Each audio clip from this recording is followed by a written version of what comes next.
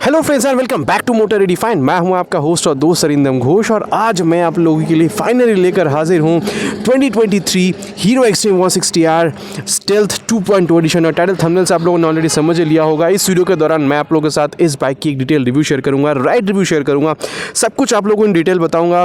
Handling कैसी है, acceleration, breaking कैसी है, या फिर ओवरऑल इसकी जो राइड क्वालिटी है वो कैसे, इन शॉर्ट मैं जो एक्सपीरियंस करने वाला हूँ विद दिस बाइक एग्जैक्टली मैं आप लोगों तक पहुँचाने की पूरी कोशिश करूँगा। और फ्रेंड्स आगे बढ़ने से पहले very special thanks to GP auto centre West Bengal Krishnanagar for providing me this bike, ताकि मैं आप लोगों तक एक डिटेल राइड भी पहुंचा सकूं। अगर आप लोग वेस्ट बंगाल के कृष्णनगर आसपास के एरिया में रहते हैं, कोई भी आप हीरो के प्रोडक्ट खरीदना चाहते हैं, बिल्कुल आप शोरूम को कॉन्टैक्ट कर सकते हैं।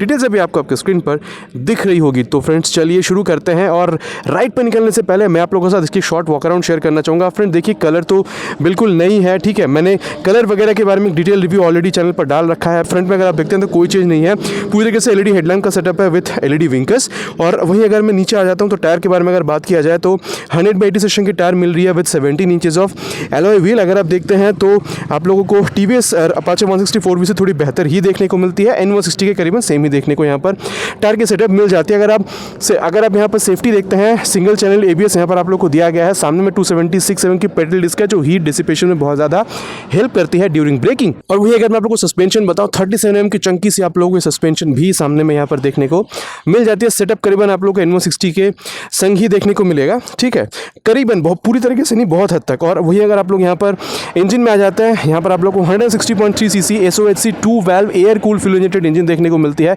2 वाल्व इंजन है, किक स्टार्ट के साथ मिल रही है, जो आप लोगों को 164 भी है N160 में देखने को नहीं मिलती है। पावर फिगर्स की अगर बात की जाए, 15.2 PS की मैक्स पावर और 14 न्यूटन-मीटर की मैक्स टॉर्क आप लोगों को देखने को मिल रही है। और अगर मैं आप लोग को यहाँ पर इसकी ये एग्जॉस्ट के बारे में बताऊँ तो चलिए एक बार मैं आप लोगों को सुना दूँ। यहाँ पे काफ़ी कॉम्पैक्ट सी एग्जॉस्ट है। ग्रंट देख रहे हैं फ्रेंड्स, बहुत ज़्यादा बेसी है मैं नहीं कहूँगा, लेकिन इंजन की जो ग्रंट है ना उसमें बिल्कुल समझ में आती है। रेयर में अगर आप आते हैं तो मैं पहले ही बता दूँ, ये आप लोगों को रेडियल टायर देखने को मिलती है जो अपाचे 164 में देखने को मिलती है, लेकिन आप लोगों को ये N160 में देखने को नहीं मिलती है। 130/70 सेक्शन की टायर है with 17 inches of alloy wheel. तीनों ही बाइकों में सेम टायर सेक्शन देखने को मिल जाती है। ब्रेकिंग अगर यहाँ पर देख रहे हैं, 220 mm की ब्रेकिंग आपको यहाँ पर मिलती है, which is obviously better than Apache 164 भी, बट N160 में 230 की मिलती है। बाकी हाँ, ये पेडल डिस्क है तो डिसिपेशन में हेल्प करेगी ड्यूरिंग ब्रेकिंग। निसान के कैलिपर आप लोगों को यहाँ पर देखने को मिल जाती है। और साथ ही अगर मैं आप लोगों को सस्पेंशन बताऊं तो सस्पेंशन आप कह सकते हैं कि बेस्ट इन द क्लास है। अब देखिए मोनोशॉक आप लोगों को तीनों बाइकों में देखने को मिल रही है, N160 164 भी, लेकिन यहाँ पर जो है ना, ये आप लोगों को ये 7 स्टेप एडजस्टेबल है, तो आप काफ़ी ज़्यादा अपने हिसाब से इसको ढाल सकते हैं। ये इसमें सबसे बेहतरीन बात बिल्कुल मुझे लगती है। और अब अगर मैं आप लोगों को इसकी रेयर सेक्शन बताऊँ, स्मोकी टेल लैंप आप लोगों को यहाँ पर दिया गया है। मैंने पहले ही बताया एलईडी विंकर्स है, इसके बारे में हम लोग आगे चलते हुए बात करेंगे। और वहीं अगर आप इसके राइट साइड में आ रहे हैं, आप देख सकते हैं जो ओपन चेस सिस्टम है वो आप लोग को यहाँ पर देखने को मिल रही है। साथ ही यहाँ पर आप लोग को साइड स्टैंड इंडिकेटर भी मिल रही है, side stand engine cut off sensor के साथ, जिसको हम लोग आगे बिल्कुल टेस्ट करने वाले हैं। और वही अगर मैं सीट हाइट के बारे में बताऊँ तो 790 mm की सीट हाइट है। बाकी कैसी है, चलने में नहीं है, बैठने में कैसी है, आगे हम लोग राइड रिव्यू के दौरान बात करेंगे। अगर मैं यहाँ पर टैंक के बारे में बताऊँ तो 12 लीटर की टैंक आपको यहाँ पर मिल रही है। करीबन 45 किलोमीटर तक की जो माइलेज है वो भी आप एक्सपेक्ट कर सकते हैं। और वही अगर मैं आप लोग को ग्राउंड क्लियरेंस बताऊँ 167 mm की मिलती है, तो आप कह सकते हैं कि ग्राउंड क्लियरेंस भी कहीं ना कहीं ठीक ठाक ही आपको देखने को मिल रही है। और अगर वेट बताया जाए फ्रेंड्स, ऑलरेडी मैंने बताया है 139.5, तो लाइटेस्ट इन द सेगमेंट आप लोगों को यहाँ पर इसकी वेट बिल्कुल देखने में मिल जाती है। और हैंडल बार नॉर्मल है। और Bluetooth enable meter console as connect app के साथ अगर आप ब्लूटूथ के थ्रू मोबाइल से अगर आप इस करंट मतलब इस अगर आप कंसोल को जोड़ते हैं तो काफ़ी सारी फीचर जैसे जियो फेंस या फिर टॉपलिंग अलर्ट वगैरह, ठीक है। टॉपलिंग कभी अगर गाड़ी की मतलब पलट जाती है, भगवान ना करे, तो आपके जो लव्ड वंस है या फिर जो अपने इमरजेंसी कॉन्टैक्ट में ऐप में डाल के रखा है, उनको एक मैसेज चली जाती है आपके सिचुएशन की या फिर आपकी कंडीशन के बारे में। और साथ ही यहाँ पर जियो फेंस मतलब कभी अगर आपकी गाड़ी आपके इंटरेस्ट के एरिया से दूर निकलती है, अंदर आती है, वो आपको अलर्ट मिल जाती है। लाइव ट्रैकिंग आपको यहाँ पर देखने को मिल जाती है। ये सारी सुविधाएं मिलती है। और सबसे बेस्ट जो मुझे लगती है ना, जो यहाँ पर यूथ को बहुत ज़्यादा पसंद आती है, वो है इसकी ये देखिए हैजार्ड लैंप, ठीक है। ये हैजार्ड लैंप यहाँ पर आपको दी जा रही है, जो मेरे ख्याल से 160 cc की किसी भी और बाइक में आपको देखने को नहीं मिलती है, जो कि आप कह सकते हैं इसकी एक और एक यूएसपी बन जाती है। तो ये फ्रेंड्स मोटा मोटी मैंने आपको इसकी जो टेक्निकल स्पेसिफिकेशंस थी मैंने आपको यहाँ पर बता दिया है विद द फीचर्स। और चलिए अब राइड पर चलते हैं, देन चेक करते हैं कि बाइक कितनी सही है और कॉन्फिडेंस के हिसाब से अगर कंपेयर किया जाए तो खरीदना आप लोगों के लिए मतलब चलने में कैसी है उस हिसाब से अगर आप खरीदने में अगर आप डिसीजन बनाना चाहते हैं तो वो भी आप लोगों को मैं बता देता हूँ। तो ये फ्रेंड्स मैंने अभी अपने ग्लव्स पहन लिए हैं। ऑलवेज रिकमेंड कि आप जब भी राइड कर रहे हो विद ग्लव्स और नेसेसरी जो राइडिंग गियर्स हैं उसके साथ ही करें। और चलिए हेलमेट का सी शट डाउन, नाउ गाड़ी को स्टार्ट करते हैं। यहाँ पर देखिए जो मतलब सेल्फ स्टार्ट है या फिर जो इंजन किल स्विच है वो इंटीग्रेटेड है। स्टार्ट कर दिया है मैंने, फर्स्ट गियर पे डाल दिया है जैसे हर वीडियो में आपको बताता हूँ। ओ हो अरे बाप रे बाप, सेकेंड गियर, थर्ड गियर पे चेक करें, थर्ड गियर पे भी उतनी ही खींच रही है फ्रेंड्स। तो समझिए फर्स्ट सेकेंड थर्ड गियर में ये पुल आपको इतना बेहतरीन दे रही है। इनफैक्ट मैं ये कह सकता हूँ N160 में भी आप लोगों को जितना पुल मिलती है ना थर्ड गियर में, उससे ज़्यादा पुल आपको यहाँ पर मिल रही है। तो ये जो वेट की कमी है और मतलब यहाँ पर जो पावर है ना वो मतलब बिल्कुल मैच करती है और एक परफॉर्मेंस एक गजब की निकाल कर आपको देती है। Initial pull from this engine this motor is just excellent.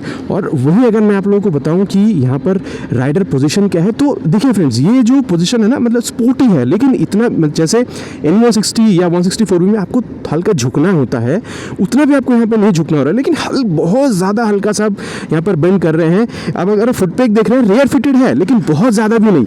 तो ओवरऑल कंपनी की कोशिश है कि स्पोर्टी एक फील भी दिया जाए, साथ ही मतलब अगर आप लॉन्ग राइड्स पे जा रहे हो ना तो आपको मतलब ज़्यादा झुकने की वजह से प्रॉब्लम भी ना हो, वो भी कंपनी ने यहाँ पर पूरी तरीके से कोशिश करी हुई है।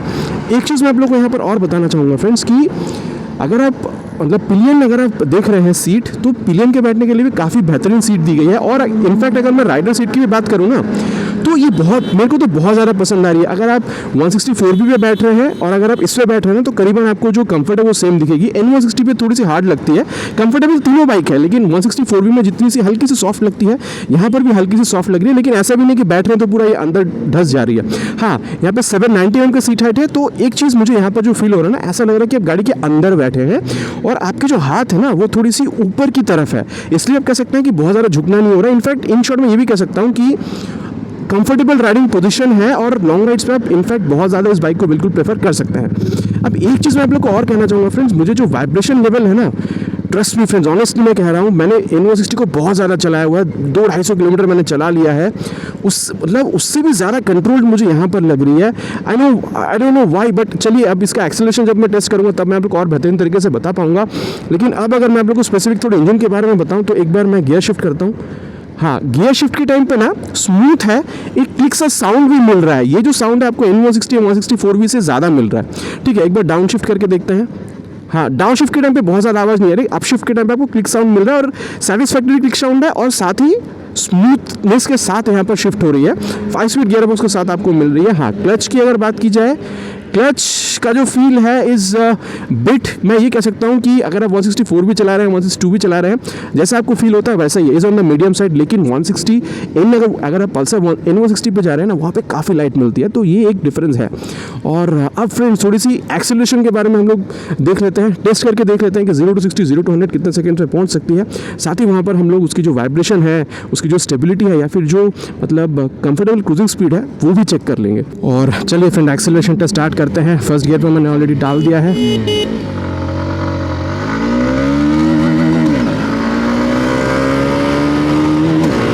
ये आप लोगों ने 0 to 60 देख लिया है। Now it's time for 0 to 100। Oh, 0 to 60 0 to 100 तो आप लोगों को दिख ही गई होगी। 2-3 चीज़ कहने लायक है। Vibration is very much controlled. आप कह सकते हैं कि कंपेयर किया जा सकता है N160 से वाइब्रेशन के मुकाबले। हाँ, इंजन की जो थंप है वो समझ में आती है, लेकिन वाइब्रेशन में उसको नहीं कहूँगा, आपको बहुत ज़्यादा इरिटेट नहीं करेगी। और अगर मैं कहूँ कि यहाँ पर स्टेबिलिटी कैसी है फ्रेंड्स, टॉप स्पीड पर भी अगर आप जाते हैं स्टेबिलिटी में कोई इशू आपको समझ में नहीं आती है। बैंग ऑन स्टेबिलिटी बहुत सही है। 130 mm के टायर भी जो मिल रही है आप लोगों को। और साथ ही अगर मैं आप लोग कंफर्टेबल क्रूजिंग स्पीड कहूँ 70-80 के बीच में रखिए फ्रेंड्स। स्टेबिलिटी की तो कोई प्रॉब्लम नहीं है। वाइब्रेशन भी आपको 85-90 तक जाते हैं ना, उसके ऊपर आपको हल्की सी समझ में आती है। और माइलेज भी आपको यहाँ पर बहुत बेहतरीन मिलने वाली है 70 to 80 के बीच में। और एक बार मैं आप लोग को एक चीज़ और दिखा दूँ, यहाँ पर देखिए side stand engine cut off sensor जो है, ये देखिए गाड़ी बंद हो गई है, इसका इंडिकेशन आ गया है। देखिए गाड़ी स्टार्ट भी नहीं हो रही है। अगर हटा देते हैं इसको देन देखिए ये देखिए गाड़ी स्टार्ट हो गई। तो आप ये भी कह सकते हैं कि side stand engine cut off sensor जो है वो भी यहाँ पर बहुत बेहतरीन काम बिल्कुल कर रही है। और चलिए फ्रेंड्स, अब हम लोग इसकी जो ब्रेक टेस्ट है वो भी कर लेते हैं। 0 to 60 पे पहले फ्रंट देन रियर, फिर देन दोनों को एक साथ टेस्ट करके देखेंगे। चलिए सबसे पहले यहाँ पर इसकी जो फ्रंट ब्रेक है उसको टेस्ट कर लेते हैं 0 to 60 पे। देखिए मैं 60 से ज़्यादा ही मैं यहाँ पे आ गया था। ओहो हो, आपने देखा, मतलब करीबन 65 पे मैं चला गया था, लेकिन मतलब कितना तुरंत मैंने यहाँ पर मैं 0 पे आ गया था। अब हाँ एक बात है, ABS की जो इंट्रूशन है फ्रंट ब्रेक में आपको हल्की सी समझ में आ रही है, लेकिन हाँ ब्रेक बाइट फीडबैक वगैरह मुझे बहुत बढ़िया मिल रही है देखने को। और चलिए अब जिसकी जो रियर ब्रेक है सेम इसको 60 पे ले जाकर टेस्ट करते हैं।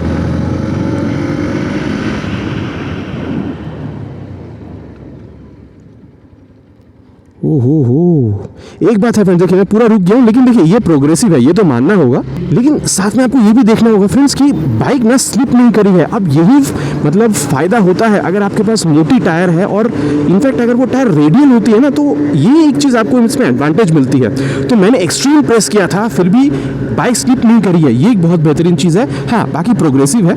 फ्रेंड्स एक चीज़ मैं आप लोगों को यहाँ पर टेस्ट करके बताना चाहूँगा, वो है इसकी कॉर्नरिंग एबिलिटी। देख लीजिए, शॉर्ट टर्निंग रेडियस भी टेस्ट करेंगे। जी हाँ, कितनी छोटी सी जगह पे मैंने उसको मोड़ लिया है और मुझे बिल्कुल वो मतलब गिरने का डर वगैरह फील नहीं हुआ। 130 mm की टायर है, सस्पेंशन में से स्टिफनेस काफ़ी बेहतरीन मिल रही है, तो गिरने का डर तो लगी ही नहीं मुझे। और आप ये भी कह सकते हैं कि इसकी जो कॉर्नरिंग एबिलिटी है ना, वो भी इस बाइक में आपको काफ़ी गजब की देखने को बिल्कुल मिल जाती है। और फ्रेंड्स अब जैसे मैं आप लोगों को ब्रेक के बारे में बताता हूँ, उसके बारे में थोड़ी सी बात कर लेते हैं। दोनों ही ब्रेक को अब मैं आप लोगों को साथ में अप्लाई करके दिखाऊंगा। पहले फ्रंट देन रियर, पहले rear then front, same at the speed of 60। मैं 65 पे आ गया था।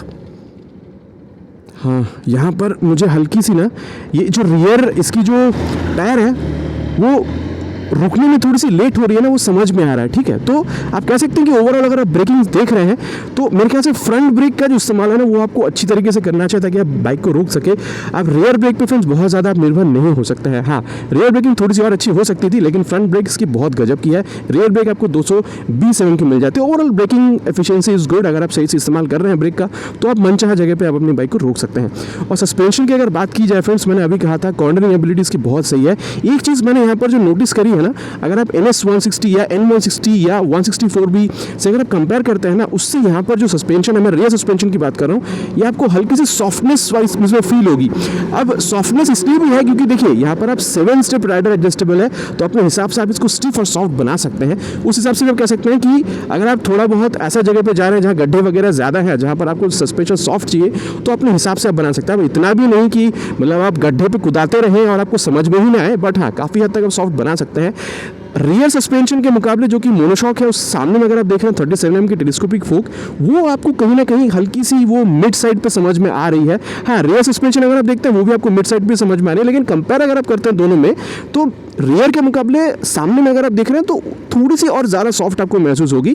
बाकी अगर आप कॉर्नरिंग वगैरह कर रहे हैं, वो आपको मतलब अच्छी तरीके से मतलब सस्पेंशन में से स्टिफनेस समझ में आती है, आपको काफ़ी अच्छा कॉन्फिडेंस देती है। और अगर आप जैसे मैं आपको अभी एक्सेलरेशन के टाइम पे भी बता रहा था, अगर आप मतलब स्टॉप स्पीड वगैरह पर भी अगर आप चढ़ रहे हैं, अगर आप हाई स्पीड पर भी है, तो भी आपको स्टेबिलिटी में कोई प्रॉब्लम नहीं हो रही है। तो ये सारी जो चीज़ें फ्रेंड्स सस्पेंशन की ही बदौलत आपको यहाँ पर अच्छी देखने को मिल जाती है। तो इन शॉर्ट आप कह सकते हैं सस्पेंशन में इससे जो फीडबैक है ना, वो भी आपको काफ़ी बेहतरीन बिल्कुल देखने को मिल जाती है। और 7 स्टेप राइडर एडजस्टेबल अपने हिसाब से डाल सकते हैं, ये सबसे बढ़िया बात है। और अब अगर मैं आप लोगों को हैंडलिंग के बारे में बताऊँ, जैसे मैं हर वीडियो आपको करके बताता हूँ, ये देखिए, ये जैसे आप कर रहे हैं ना, तो आपको बिल्कुल भी डर नहीं लग रहा है कि बाइक गिर सकती है वगैरह। सामने की टायर देख लीजिए फ्रेंड्स, 100 mm की टायर है, पीछे का 130 mm का टायर है, साथ ही में सस्पेंशन में से भी आपको बढ़िया फीडबैक मिल रही है। तो हैंडलिंग तो फ्रेंड्स बेहतर होनी ही है। ठीक है, और साथ ही अगर आप इसमें मिरर वगैरह देख रहे हैं, तो यहाँ पर देखिए रियर व्यू जो व्यू है वो भी आपको यहाँ पर काफ़ी अच्छी बिल्कुल देखने को मिल जाती है। मुझे एक बेहतरीन चीज़ यहाँ पर क्या फील हो रही है जानते हैं, ये हैंडल ना थोड़ी सी ऊंची है और ये नकल गार्ड्स की वजह से एक वो एडवेंचर बाइक जैसी फील आ रही है यहाँ पर। ये मुझे यहाँ पर इस बाइक में बहुत सही लग रही है। तो इन शॉर्ट अगर आप एवरीडे राइड कर रहे हैं, आप अगर ऑफ रोड्स वगैरह कर रहे हैं, या फिर अगर आप जैसे हाईवे राइड कर रहे हैं, या फिर थोड़ा सा कॉर्नरिंग कर रहे हैं, या फिर आप हाई स्पीड पे गाड़ी चला रहे हैं, एट एनी सिचुएशन ना आपको बहुत ज़्यादा problem because of the suspension feel नहीं होने वाली। हैंडलिंग इन शॉर्ट आपको गजब की बिल्कुल मिलने वाली है। और अगर ओवरऑल मैं आपको बाइक के बारे में बताऊँ फ्रेंड्स, तो जो मतलब फीडबैक वगैरह है बाइक में से आपको काफ़ी बेहतरीन मिल रही है। राइडर राइडर जो पोजीशन है वो काफ़ी सही है और लॉन्ग राइड्स के लिए काफ़ी एप्ट है। जो पिलियन बैठ रहे हैं उनके लिए काफ़ी कंफर्टेबल राइड होने वाली है। और मैं ये भी कह सकता हूँ कि ये अभी ब्लूटूथ एनेबल्ड मीटर कंसोल है, तो बाइक की सेफ्टी के हिसाब से आपको बहुत सारी चीज़ें एक्स्ट्रा भी यहाँ पर देखने को मिल जाती है। ठीक है, और यहाँ पर ऑन द गो चार्जिंग अगर आप करना चाहें तो उसके लिए सॉकेट यहाँ पर दी गई है। तो सारी चीज़ें अगर मिला जुला के अगर आप देख रहे हैं फ्रेंड्स, तो आपको सिर्फ यहाँ पर वेस्ट बंगाल अगर मैं कहूँ कृष्णनगर में, तो आपको पे करना होता है 1,58,500 रुपीज़ के अप्रॉक्स। बाकी एग्जैक्ट जो आपको स्क्रीन पर अभी दिख गई होगी। तो इस हिसाब से अगर आप इसको कॉन्फिडेंस के साथ कंपेयर कर रहे हैं ना, हाँ 162V भी आती है, वो भी काफ़ी बेहतरीन बाइक है, लेकिन मैं दो सबसे ज़्यादा अभी चलन में जो बाइक है वो मैं इसके साथ कंपैरिजन करना चाह रहा हूँ। N160 में अगर आप देखते हैं फ्रेंड्स, तो वो भी काफ़ी बेहतरीन बाइक है। अगर आप उसमें क्या होता है ना, आपको जो सिटिंग पोजीशन है वो हल्का सा झुकना पड़ता है, लेकिन इसमें वो चीज़ नहीं है, इसमें आप काफ़ी हद तक स्ट्रेट बैठे हैं। बाकी अगर आप हैंडलिंग वगैरह देखते हैं और अगर आप परफॉर्मेंस वगैरह देखते हैं, N160 के काफ़ी करीब ही आ जाती है, या फिर कह सकते हैं थोड़ी सी बेहतरीन देखने को मिलती है अगर मैं एक्सेलरेशन की बात करूँ तो। और वहीं अगर आप 164 भी देखते हैं फ्रेंड्स, वो तो किंग ऑफ द सेगमेंट है ही, लेकिन हाँ ये बात है कि अगर आप 164V से भी कंपेयर कर रहे हैं ना परफॉर्मेंस में, ये उसके काफ़ी करीब चली जाती है। ठीक है, और मैं दोबारा कहना चाहता हूँ इसका एक्सेलरेशन तो काफ़ी गजब की है ही, और सबसे कंट्रोल्ड बात ये है यहाँ पे कि इसकी वाइब्रेशन बहुत ज़्यादा कंट्रोल है 164V से। 164V में भी अभी अगर आप नया वाला अगर आप एडिशन देख रहे हैं, उसमें अगर आप कंपेयर कर रहे हैं इसके साथ, तो वहाँ पर भी वाइब्रेशन कम है, उससे भी ज़्यादा कम आप लोगों को यहाँ पर फील होती है। तो प्राइस फ्रेंड्स तीनों की ही बराबर है, मतलब वो N160 इसमें और अगर आप 164V देखते हैं, तीनों ही करीबन आपको 1,55,000 से 1,60,000 तक में मिल जाती है। बाकी हाँ मैं कहना चाहूँगा, अगर आपको हीरो की बाइक पसंद थी, आपको हीरो का जो सर्विस वगैरह वो सही लगती है, बिकॉज माइलेज इसमें आपको करीबन 45+ तक की मिलने वाली है। और अगर आपको यहाँ पर एक्सट्रीम की जो स्टाइल है, अगर इसकी अगर आपको परफॉर्मेंस पसंद थी, तो मेरे ख्याल से आप ये बाइक बिल्कुल ले सकते हैं, क्योंकि इसकी जो मेंटेनेंस वगैरह है ना, वो भी आपको मतलब कम पैसे में हो जाती है। और हीरो की जो शोरूम या फिर जो सर्विस सेंटर है वो पैन इंडिया आपको काफ़ी ज़्यादा देखने को मिल जाती है। बाकी फ्रेंड्स ये था मेरा verdict about all new 2023 Hero Xtreme 160R stealth 2.0 edition. बाकी आप लोग बताइएगा बाइक आपको कैसे लगी, आप कौन सा बाइक खरीदना ज़्यादा पसंद करेंगे। आशा करता हूँ फ्रेंड्स वीडियो आपको पसंद आई होगी। चलिए मिलते हैं एक नए वीडियो में एक नए टॉपिक के साथ। Till then ride safe and जय हिंद।